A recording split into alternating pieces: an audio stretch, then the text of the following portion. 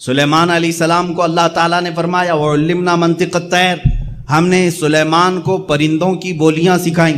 پرندہ زندہ ہوتا ہے نا، اڑتا بھی ہے، دیکھتے ہیں چین چین بھی کرتا ہے، کائیں کائیں بھی کرتا ہے، جانتے ہیں پرندے؟ اور پرندے کیا کہہ رہے ہیں یہ ہو سکتا ہے آپ کو نہیں معلوم، لیکن میرے آقا صلی اللہ تعالیٰ علیہ وسلم کی حدیثیں بھی بتاتی ہیں، قرآن میں بھی ہے، سلیمان علیہ السلام پرندوں کی بولیاں جانتے تھے، وہ سمجھتے تھے۔ تو کوئی اگر یہ سوال کرے کہ حضور صلی اللہ تعالیٰ علیہ وسلم بھی جانتے تھے یا نہیں، ارے نادان، یہ سوال ہی نہیں کرنا چاہیے، وہ ساری مخلوق کے رسول ہیں۔ اگر اپنے تمام مخلوقات کی زبان نہ جانے تو وہ رسول کیسے ہیں؟ ہر ایک کی بولی جانتے تھے۔ ہاں اگر واقعات کی روشنی میں چاہتے ہو تو آؤ میں تمہیں بتاؤں، ہمیں تو واقعہ ملا، سلیمان علیہ السلام چیونٹی کی بات سن رہے تھے، ہدہد کی بات سن رہے تھے، قرآن میں ہے، پرندوں کی بولیاں سن رہے تھے، لیکن مولا علی کرم اللہ وجہہ الکریم فرماتے ہیں میں رسول اللہ صلی اللہ علیہ وسلم کے ساتھ مدینے کے باہر جب ایک جنگل کے کنارے جاتا تھا، ہمیشہ مجھے دور سے کسی کے صلاۃ و سلام پڑھنے کی آواز آتی تھی۔ جب بھی گزرتے تھے وہاں سے کوئی السلام علیکہ یا رسول اللہ، السلام علیکہ یا نبی اللہ کہتا تھا، میں گھبراتا تھا اس جنگل میں، اس بیابان میں میرے نبی کو کون سلام کرتا ہے؟ جنات ہیں، پرندے ہیں، جانور ہیں۔ ایک دن پوچھ لیا آقا اس بھرے جنگل میں آپ کو کون سلام کرتا ہے؟ رسول کریم صلی اللہ تعالیٰ علیہ وسلم نے مسکرایا، کہا اے علی یہ پہاڑ دیکھ رہے ہو؟ کہا ہاں۔ اس پر ایک پتھر ہے؟ کہا ہاں۔ اس پر کونے پر ایک جو پتھر ہے وہ پتھر روزانہ مجھ پر سلام بھیجا کرتا ہے۔ حضور صلی اللہ تعالیٰ علیہ وسلم اس کا سلام۔ اب میں یہاں بات بتاؤں، یہاں تو سلیمان علیہ السلام پرندوں کی بولیاں جانتے تھے قرآن، اور یہاں مولا علی کرم اللہ وجہہ الکریم پتھروں کی بولیاں سمجھ رہے ہیں۔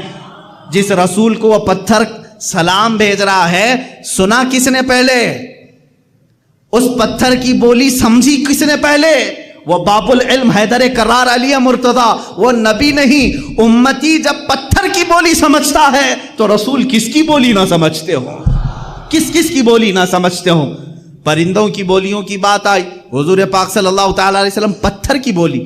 ایک بات یہ بھی سمجھ لیں آپ، پتھر تو کبھی ہم نے اڑتے ہوئے بھی نہیں دیکھا، آواز کرتے ہوئے بھی نہیں دیکھا، لیکن نبی سلام کرتے ہوئے سن رہے ہیں۔ مسجد نبوی میں میرے آقا ممبر پر کھڑے ہو کر خطبہ دے رہے ہیں، صحابہ فرماتے ہیں ہم نے دیکھا پوری مسجد میں بچے کے رونے کی جیسی آواز آنے لگی، کہیں سے کوئی بچہ رو رہا ہو، ہلکی ہلکی ہلکی آواز۔ صحابہ ادھر ادھر دیکھنے لگے، کہیں کوئی بچہ دکھا نہیں۔ تھوڑی دیر کے بعد میرے آقا صلی اللہ تعالیٰ علیہ وسلم ممبر سے اتر آئے، مسجد کے باہر دروازے کے تک پہنچے، وہاں ایک لکڑی پڑی ہوئی تھی، یہ وہی لکڑی ہے، یہ وہی عصا ہے جس کو حضور صلی اللہ تعالیٰ علیہ وسلم اپنے ہاتھ میں لے کر خطبہ دیتے تھے۔ جب ممبر بن گیا تو اس لکڑی کو آپ نے چھوڑ دیا۔ حضور صلی اللہ تعالیٰ علیہ وسلم اس لکڑی کو اٹھاتے، اپنے سینے سے لگایا، اپنے کانوں کے پاس لگایا، اور پھر اس کو پکڑ کر کے خطبے کے لیے تشریف لائے۔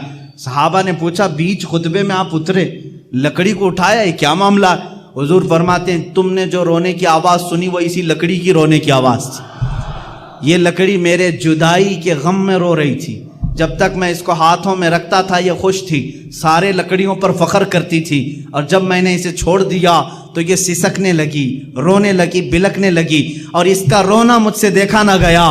میں خطبہ چھوڑ کر ممبر سے اتر آیا، میں نے اس کو ہاتھوں میں اٹھایا، یہ مجھ سے کہنے لگی اے اللہ کے رسول، آپ نے مجھے اپنے ہاتھوں میں رکھ کر کے عزت سے نوازا تھا، میں دوسروں پر فخر کرتی، آقا مجھے ہمیشہ اپنے ساتھ رکھیں۔ میں نے اس کو اپنے ساتھ رکھنے کی بات کہی، یہ لکڑی خاموش ہو گئی۔ عزیزان گرامی، یہ وہ رسول ہیں جو بے جان لکڑی کے رونے پر بھی ممبر سے خطبے سے چھوڑ کر نیچے اتر آتے ہیں، یہ خطبے سے لکڑی کی آواز سن سکتے ہیں۔ پھر وہ کیسا امتی ہے جو یہ کہتا ہے رسول امتی کی آواز نہیں سن سکتے، تو بہرا ہے، تو گونگا ہے، تیرا عقیدہ خراب ہے۔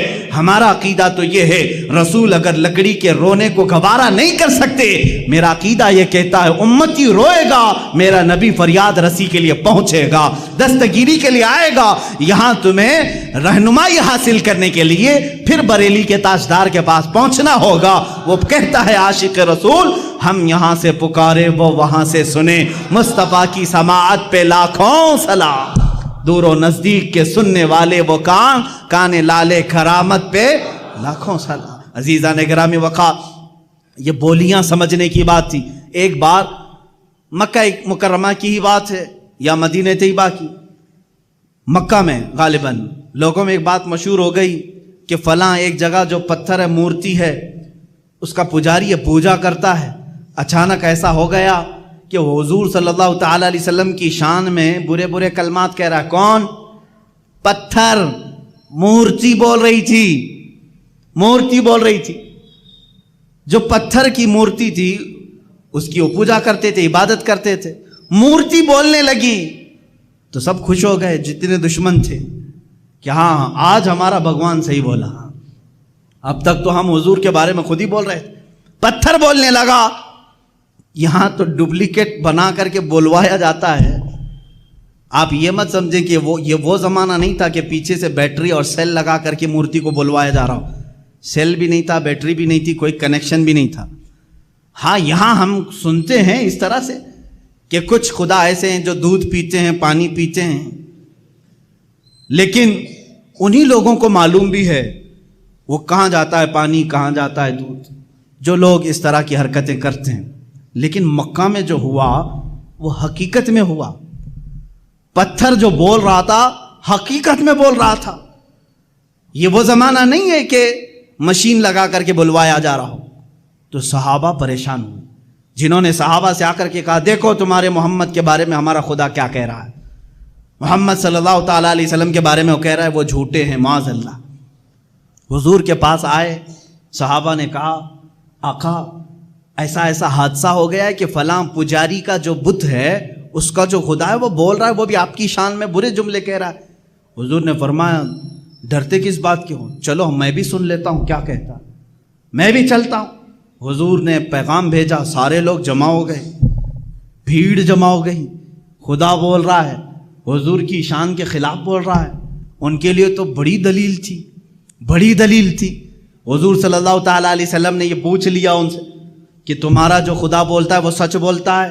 سبوں نے کہا بالکل سچ بولتا ہے، 100% سچ بولتا ہے۔